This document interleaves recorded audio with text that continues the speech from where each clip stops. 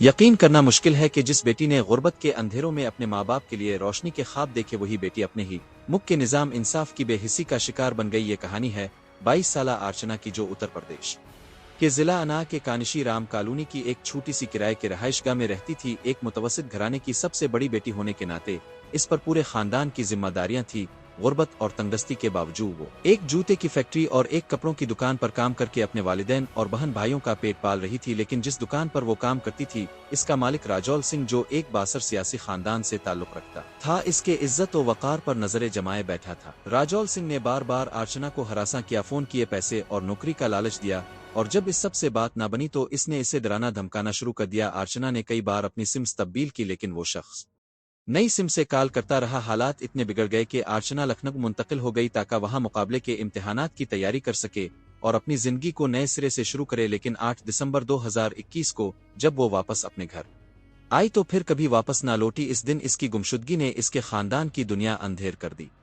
اس کے والدین نے پولیس کے پاس جا کر فریاد کی، لیکن پولیس نے الزام عائد کیا کہ تمہاری بیٹی کسی کے ساتھ بھاگ گئی ہے۔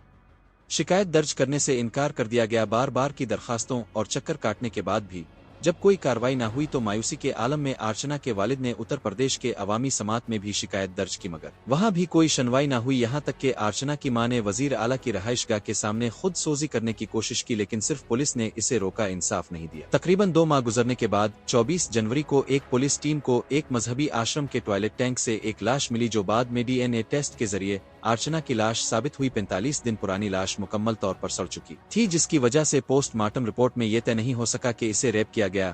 گینگ ریپ کا نشانہ بنایا گیا، لیکن خاندان، سماجی کارکنان اور وکیل اس بات پر زور دیتے رہے کہ یہ ایک سوچی سمجھی سازش، اغوا اور قتل کا کیس ہے، اور اس کا اصل مجرم راجول سنگھ آج بھی سیاسی اثر و رسوخ کے بل پر آزاد گھوم رہا ہے۔ اس کیس میں صرف ارچنا ہی نہیں مری، بلکہ سوالیہ نشان لگا دیا گیا۔ قانون، انصاف، پولیس اور اس پورے نظام پر ارچنا کے والدین آج بھی عدالتوں کے در پر ہیں، فائلوں، تاریخوں اور گواہیوں کے اس جنگل میں اپنے لیے انصاف تلاش کرتے ہوئے۔ اور ہم سب سے یہ سوال کرتی ہے کہ ایک بیٹی کو انصاف حاصل کرنے کے لیے کیا واقعی اپنی جان دینی پڑتی ہے؟ یہ ویڈیو صرف ایک کہانی نہیں، یہ ایک سوال ہے، ایک پکار ہے، ایک چیخ ہے اس نظام کے منہ پر، جو جرم کے خلاف کھڑا ہونے کے بجائے خاموش تماشائی بن جاتا ہے۔ کیا کبھی راجول سنگھ کو سزا ملے گی؟ کیا ارچنا کو انصاف ملے گا؟ کیا ہم ایک ایسا معاشرہ بنا سکیں گے جہاں بیٹیاں محفوظ ہوں؟